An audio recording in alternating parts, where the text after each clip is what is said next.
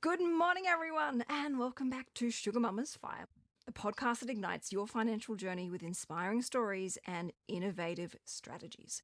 I am your host, financial planner Hannah Campbell, and today we are in for another Ask Adam series where you get to be brought up to speed on your mortgage, what the going rate is, what's financially advantageous for you and your goals, and of course, what you should know and understand and potentially be considering to help get the monkey off your back. That is, beat the bank at their own game and pay your mortgage off as quickly as possible, saving valuable time and money.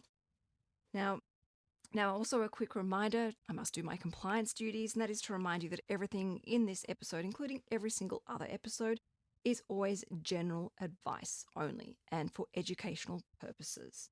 Also, please know that should you want to speak with Adam or work with Adam, I get zero benefit both upfront and ongoing in having Adam on this podcast.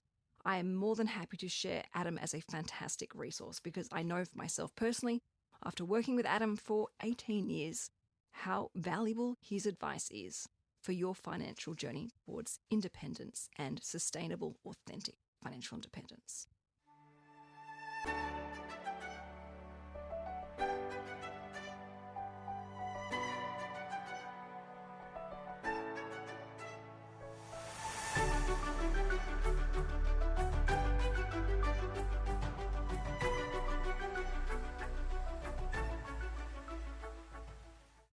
All right. Good morning, Adam. How are you this morning? Great, Kenny. How are you? I'm well, thank you. I'm well.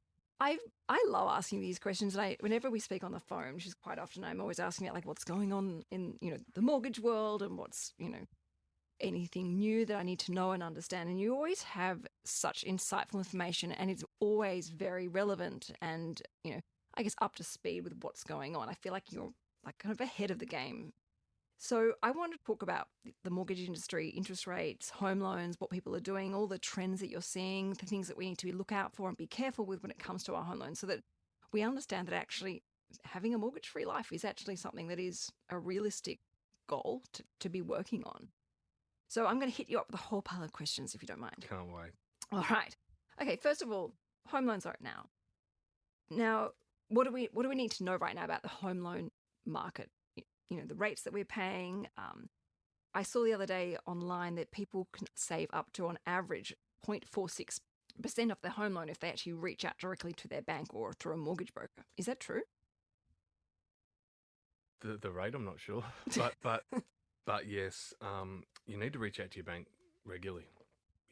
Interest rate markets change all the time, and depending on how long you've had your loan for, discounting changes. So we're always recommending at least once a year you contact your bank and try and review the interest rate. We do that every year for our clients. You do that automatically. You don't even. We do. Clients don't even ask you. You just go and do it. Yes, that's right. So why not? I mean, banks take advantage otherwise. If you don't ask, you don't get. And the squeakiest wheel always gets fixed first. Absolutely. So it's always worthwhile doing, either direct with your bank or through your mortgage broker. It's not hard to look at what the competitive rates are out there. Jump online. It's pretty easy to get. All you need is a bit of information like that on a phone call, and they know that you're serious. But also, if that figure is correct, 0.46% is the average saving that someone will get by contacting their bank or going through a mortgage broker. That's a lot of money per month to be saving, and that's money that could be going towards the home loan and helping pay off the mortgage a lot quicker, saving valuable time and money. Yeah, look, if you're looking at Sydney, the average of $1 million home loan, $500 a month interest. It's funny, people will do all these extreme things to save, money, which I respect and admire. But then quite often the simplest, most effective strategy is right under our nose, but we can't be bothered because we, I guess, have a bit of a block thinking there's going to be so much paperwork. It's going to be, going to force us to do our taxes or catch up on our personal accounting, and we just push it off. Yeah, some people just feel awkward about it, or sort of like not wanting to bargain, or haggle for a discount if you're buying something in retail. It's the same thing. They're a bit nervous or awkward about making that phone call, but you shouldn't be. Well, I guess that's why people like myself use you, Yeah, because you do it for me. That's right. I've And never had to make that phone call. no, exactly. And you know, we do it for you. And when you're doing it ongoing, the longer that your rate is closer to the market leading rates, the less need you have to refinance, and that is a win because refinancing, there are costs involved with that. And if it's worthwhile refinancing, great, do it, encourage it. But you can stay with your current bank and get a better rate. Why not? Do you have a script for people who don't want to go and refinance, don't want to go through a mortgage broker, but need to call their bank, and they're willing to have that awkward, uncomfortable conversation? Wouldn't say a script, but do your best bluff. I mean, yeah, just as I said, do your research, check what the best rates out there are, and then so on the phone you can talk to whoever you're speaking with. You want to ask for the retention team, so they know you're serious about it, that you're looking elsewhere, and if they don't come to the party, you're out the door. I feel like we need to do a role. Let's try. Okay, all right. So I want you to be a mortgage owner, and I'm going to be the bank. Okay. So you're going to call me. Hi, Adam. How can I help you today? Hi, nasty major bank. I've got a home loan account with you that I'd like to discuss my interest rate on. All right. How can I help? Do you need to identify me? Most definitely. Look, my interest rate is now 6.8%, and I've just been online and I've seen that there's rates of 6.1% out there. And my husband and I, I don't want to say my husband and I, my wife and I. I'm sure your wife would be offended, but it would also be perfectly fine if it was your husband. My wife and I want to take advantage of that. So either we'll be looking to refinance unless you can sharpen our interest rate in order to keep us. Would you be willing to look at that for me? And when you say sharpen, do you expect the bank to match that rate or beat that rate? Depending on the rate you're quoting, they would rarely beat it. But ideally, yeah, you want to ask them to match it. But always ask them to beat it. As I said, you at the end of the day, not so much that you're bluffing, but you give them an opportunity to think that you're not serious about moving and that you're just doing this out of process, and that you will accept a lesser discount than what you're aware is available out there, then they'll do that. The bank will take advantage of it. So tell them that you want them to match or beat it. All right, everyone, you heard it from Adam. There is your script. We just did a little role play for you so you can now confidently make that call to your bank and demand a better deal. All right, another question I want to ask you is about changing jobs. If someone is about to buy a home or is about to apply for, say, a debt recycling strategy, or looking to refinance their existing home loan, they're thinking of changing jobs or about to change jobs, does this throw a spanner in the works? Yeah, it can. I mean, if you're changing to similar equivalent of what you're already doing, and your income isn't reducing, then it shouldn't pose too much of a problem unless you've got strong probation clauses within your contract. So that would depend on your lender's appetite for that, if they've got any issues with probation. So ideally, I'd prefer it if clients weren't changing jobs, because it is a risk, but most of the time it should be okay. It would only be an issue really if you're changing from a trade-related job to, say, an equities or stockbroker, and on a much higher income. That's got no track record there, so that's a bit of a red flag, and the bank might want to wait until you've been there for a year. A year, wow. So in that scenario, having that, I guess, transparent, upfront communication with the mortgage broker, if there is a career change happening or going to happen, is important. Yeah, and to get the timing, because as I said, and most of the time you'll assume someone's moving into the same role that they're doing and maybe getting a pay rise, which is all normal and great. It's more if it's one of those unique situations where changing to a different job altogether, or if it's going from permanent full-time to a contract role. Is the same situation or issue with women who are planning on having a family and taking time out of the workforce? Good question. Not most banks have a credit policy for that. We're in that if you can provide a letter from your employer to confirm that you're returning to work, and at what capacity, so how many days a week, what percentage of your full-time income you're going back to, they'll factor that into the credit assessment and what you can afford to borrow. And then you just need to ensure that you've got enough cash in the bank to cover any gap of income between when you go on maternity leave to when you return to work. And Gosh, then that's all okay. that is so interesting to know. And so many people wouldn't even think about that. It's why that preparation before you start having a family is so important. On that note, is there a maximum age that someone can buy a home as a principal place of residence? No, there's no maximum age. I mean, you need to be ideally still working. If you're not still working, then you need to have sufficient, Like be a self-funded retiree. Passive income to evidence so the bank can afford whatever loan you're taking out. But no, there's no age, maximum age. The next question I want to ask you is, how do you get out of a low doc loan? Oh, don't get one to begin with. But there are situations where people are time poor, they've got a complicated situation, they're self-employed, their money's tied up, in assets that can't be liquidated as quickly as they planned, it's situational. And they've had to take that out, and now the situation has calmed itself down. How do they unwind that and get back to a competitive interest rate and go back to the It can be the things big like bank? starting a new business and, you've only been trading for just over 12 months and you haven't got your financials in order yet. And that's common. So, it's the same as any other refinance. It's gathering income documentation, tax returns to see if you can then move out of that low doc loan. Ideally, you want to be, if you are in a low doc loan, hopefully you're not one that's got high exit costs. High exit costs aren't as common these days. When deferred establishment fees were banned, oh god, probably 15 years ago now, 10 years ago. Mm. So yeah, look, it's just about keeping an eye on it, reviewing your finances and the viability of refinancing out to a standard loan, which is why you would work with a broker. Yeah. Interesting. And so you can actually get out of it. It's not the end of the world if you are with a low doc loan. And obviously, for listeners that don't know what a low doc loan is, it's a loan that you tend to get approved with less questions and therefore pay a higher interest rate, and sometimes substantially higher. Yeah, you're basically not verifying your income through documentation. So you need to be self-employed, have a registered ABN, be registered for GST. Some instances you need to have been trading for at least 2 years to qualify for low docs. We don't do a lot of low doc loans. So it's like a last resort loan. It is, but again, and it's similar to what I've said in the past about lenders' mortgage insurance.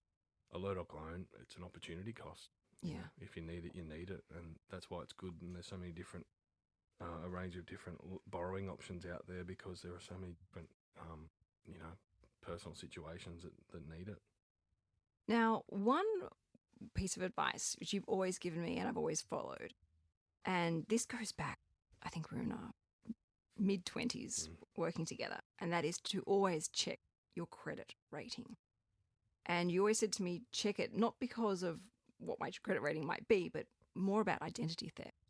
Can you explain to everyone why you need to know your credit rating and why you need to check it on a regular basis? Yeah, your credit rating is one of the first things that is checked when you apply for finance these days. So it's all online.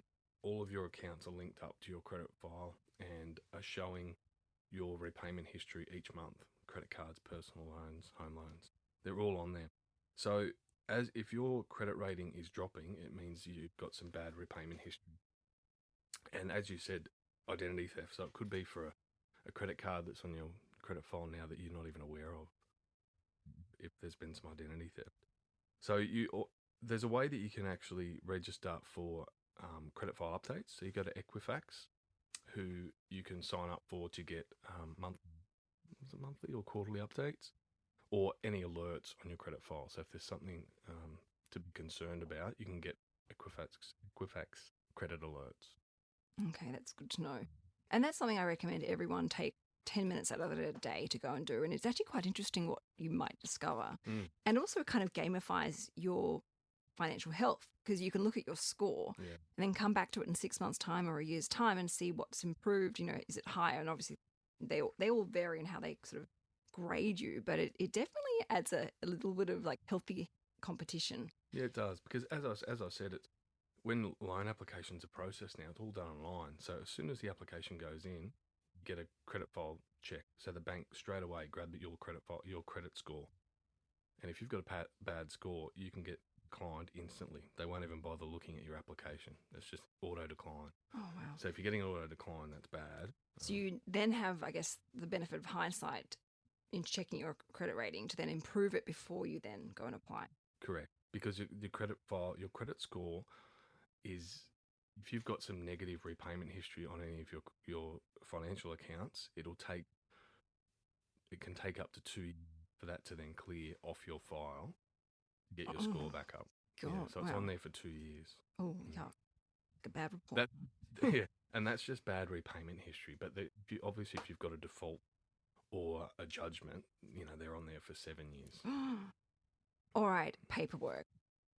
I know I always ask this, but just to let the listeners know, especially if there's any new listeners, what do you need to have from a paperwork point of view to apply for a home loan? What are you going to tell me if I call you and say, Adam, I need to make an appointment, I need to refinance, or I want to buy a home?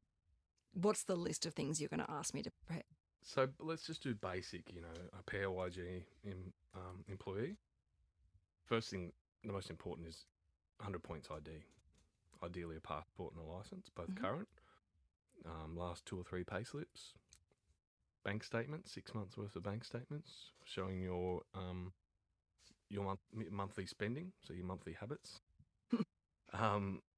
That's just a very basic level if you're looking to buy, but if you're looking to refinance, then you'd also need 6 months of your home loan repayments, credit card statements. So really not actually that much hard. No, it's not at all.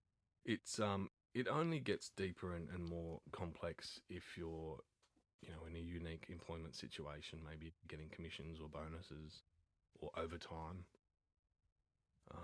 In which case, then we can look for additional documents like, your annual income statements, which we used to call group certificates that the employer would issue. That's now linked through your MyGov account, so you can download your income statement from there. So it's actually pretty easy. Yeah, it is. All right. And there are so many user tools that we've got now to assist with that, like data scraping for bank statements. So you basically, there's a few different providers. They're safe and secure. So just to give you a quick idea, we give our clients a link. They jump into the link, select who their bank is, log in. They're not giving their login details to anyone. They select the accounts that they want statements to be sent for, and then the system data scrapes those statements and emails those back to us. So it literally takes 10 minutes. Oh, 2. Yeah. Actually, I did this, so I know it does take literally 2. All right, you touched on saving statements. Do the bank really need to see some savings? And obviously they do need to see your budget or your living expenses. But what about situations where you've inherited money and that's your deposit, or, you've got parents or grandparents that have given you some money to help pay for your first home? Like, where does that kind of fit in the complexities of being able to show that you can borrow that money and you can actually afford to pay it back? Yeah, good question. And you've put a couple of scenarios in there that are relevant at the moment because we see it regularly. So first home buyers generally need to show genuine savings. When I say genuine savings, you've got at least 5% deposit in your account for at least 6 months. However, there are some really good borrowing options linked to that now. Well, not particularly, specifically if you're a renter. So if you and your partner are renting and you've got a lease through a licensed real estate agent, you can verify you've been paying rent for 6 months. That can be used to cover the genuine saving argument. That's really good to know. Yeah, that would take a lot of stress and pressure off people's shoulders. Yeah, definitely, because you're right. Some, particularly with cost of living at the moment, it's hard for a lot of people to say. But if they're given a gift from parents or inheritance that they can use as a deposit, or a bonus. Bonus, then it means there are options to get around that genuine savings policy. And it's not widely available everywhere. There's, select lenders that offer that type of thing, but it's available. That's the main thing. And that's something you help people out with. Absolutely. I imagine you come across it on a regular basis as well. Yeah. Most people that are looking to buy have some form of savings. It's pretty rare that you see someone that doesn't have any savings and they've got and want to go and then take out a mortgage because it's scary, right? If you haven't been able to save, and how are you going to afford the mortgage? So it's rare, but at the same time, That's not to say that it doesn't become available and someone's been paying a high amount of rent over that period that is the equivalent of a mortgage as well. So that's where that policy comes in too. All right. Previously in other episodes, we've talked about those, kind of magical formulas that you see maybe people who aren't necessarily experienced or qualified saying, The ones that don't exist. Well, the ones that, like use this formula to work out how much you can borrow and this is how much the bank will lend you. And obviously they are not factually correct. You could loosely say use it as a guide, but, they're actually a little bit misleading. What calculators do you recommend people use? That steer clear of the fancy magical formulas, which are basically a load of crap. But there are calculators online that you can use, on the various banks' websites. Which ones do you recommend people use if they're thinking about? On our website, we've got, it must be 20 or 30 different calculators. So you'll find them all on there. How much can I afford? What's my borrowing capacity? Things like that. It's good just to play around with. But really, if you're serious about buying, go and see a broker. Yeah. Because all it takes is for you to get emotional about seeing a property online and you want it, and then the real estate agent talks to you and says, "Oh, don't worry, you can put an offer in and we'll give you 5 days to get your finance ready." You should be ahead of all that. Get a pre-approval in place. So if you're just being inquisitive about what you could borrow out of curiosity, sure, have a look at the calculators online. But if you're really thinking about buying, go and see someone to get pre-approval in place, because all it takes is to get a bit unlucky with some bad timing. Let's say you are eligible for a home loan and you qualify for a loan that would secure the property of your dreams that you're looking at, but you didn't act early enough, and then you miss out on it because you didn't act. So it's not hard, and you're not paying. A mortgage broker's not charging you. So what's stopping you? Get pre-approval. And you should be rocking up to, if you're doing property inspections, you should have all of those ducks lined up so that when you see an opportunity, you can quickly jump on it, because these things are time sensitive, especially in a competitive market like this. Absolutely. And as a broker who cares, I can tell you as well, it's really it's really disappointing as a broker if we let a customer down by not getting the approval through in time. So, but at the same time, they have to allow you the opportunity to get it done in time. Exactly. Like rocking up the day before is ridiculous. But even if they come late, you still feel like you haven't been able to deliver. So it's disappointing. So yeah, that's why I encourage everyone, get the approval through. There's no fee doing it. So why not? Now, is there a bank that most people prefer? Like, do you find people go, "Oh, I hate that bank," or "Can we please go with that bank?" And the record, just remind everyone, this is not product advice whatsoever, but I'm intrigued because there's so much bank bashing going on. And I know from financial planning, when I'd say, I think we should invest in this bank stock, I'd get this 5-minute story about how the bank teller at this particular bank was rude to them and they will never invest in that bank ever again. Like, is that same with mortgages? Yeah, look, it all stems to, experiences, having bad experiences for being turned away from a bank, and then good experiences for being attracted to certain banks. So you've got, customer satisfaction surveys, which banks are being highest up that list year after year. I see Bendigo and Adelaide Bank are up there quite a bit with that, who I think are a good bank. Macquarie Bank I really like, Suncorp. It's more the major banks that I think customers are turning off because they're closing branches, refusing to offer existing customers better rates.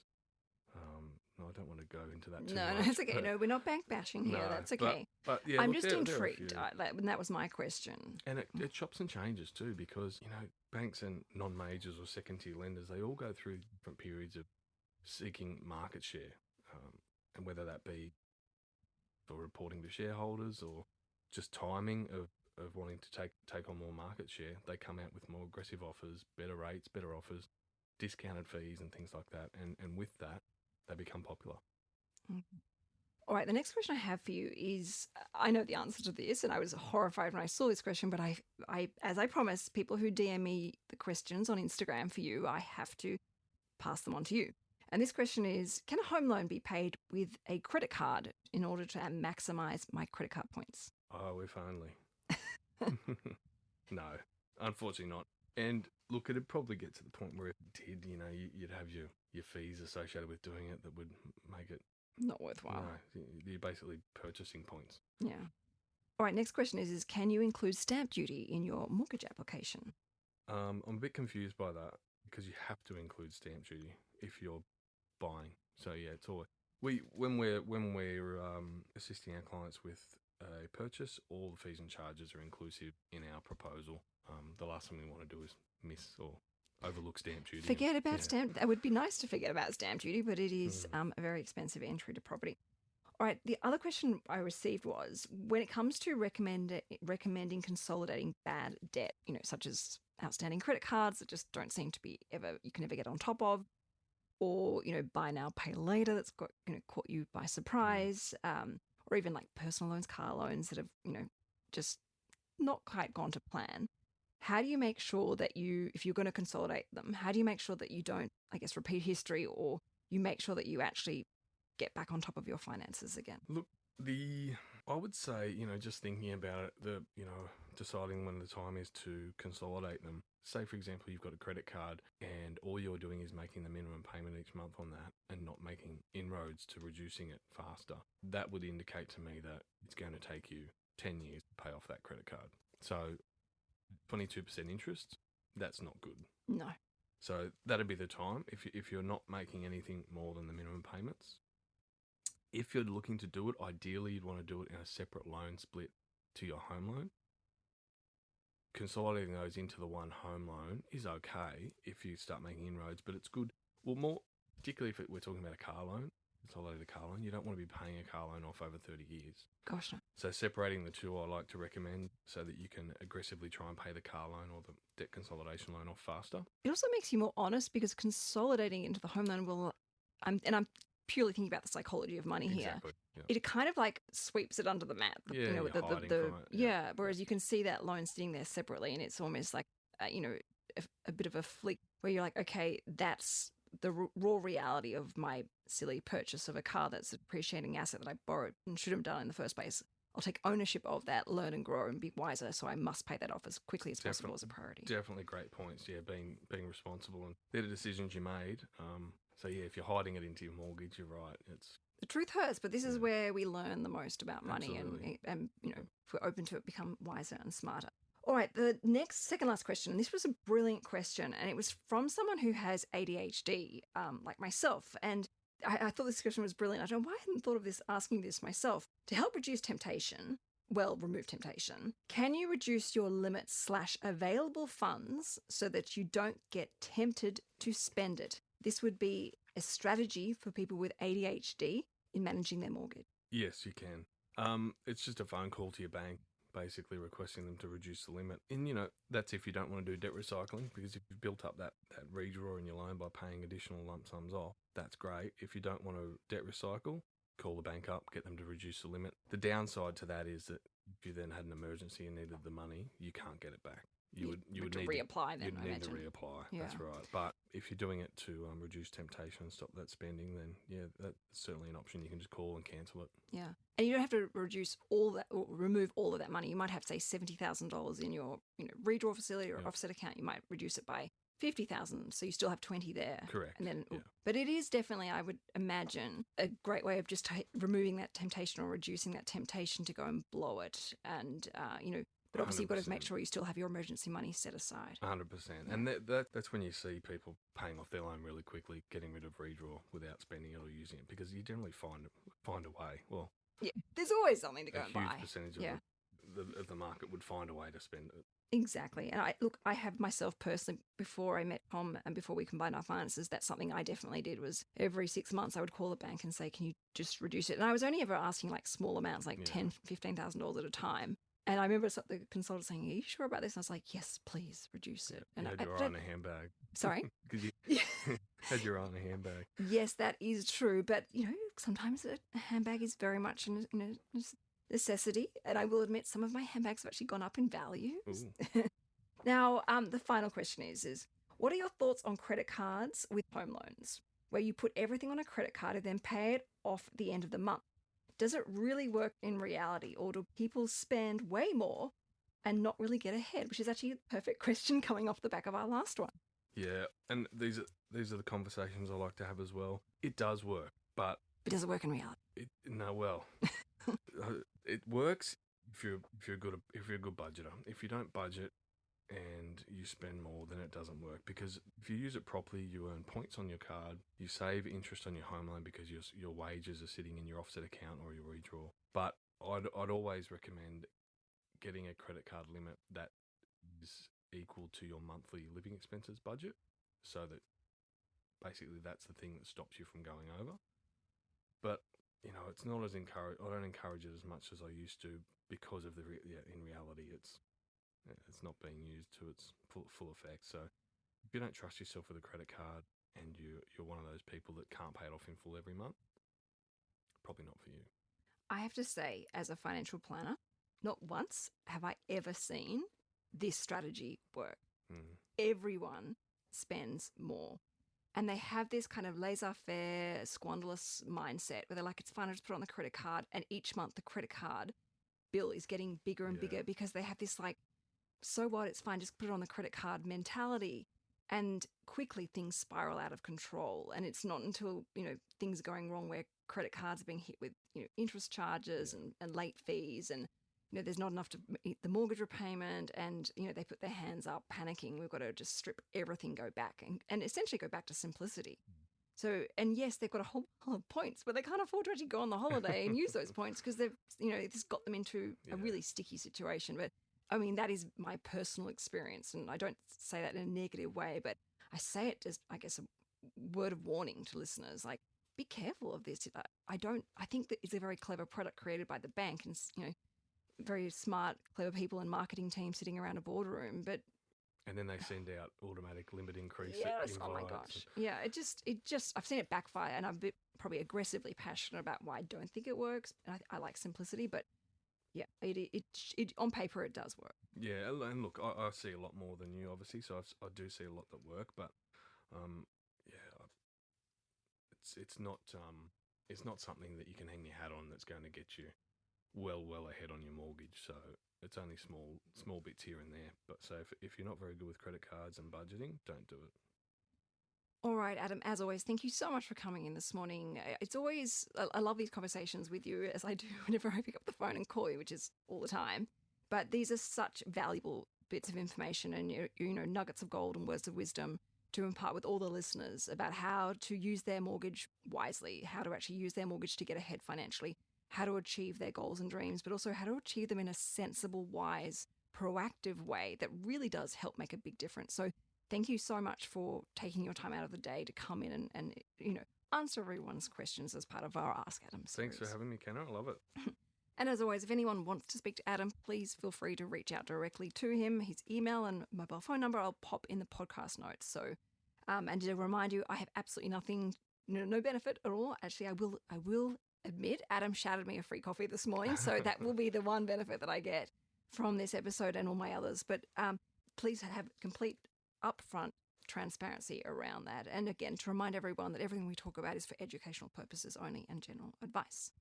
Now, everyone, thank you so much for listening to this morning's episode on Sugar Mama's Fireplay. If you can take a moment to leave me a rating and a review, I would greatly appreciate it. And in the meantime, please stay motivated, empowered, and never stop seeking new ways to achieve your financial goals and dreams, no matter how big or how small they may be. I believe in you, and this is Sugar Mama's Fireplay.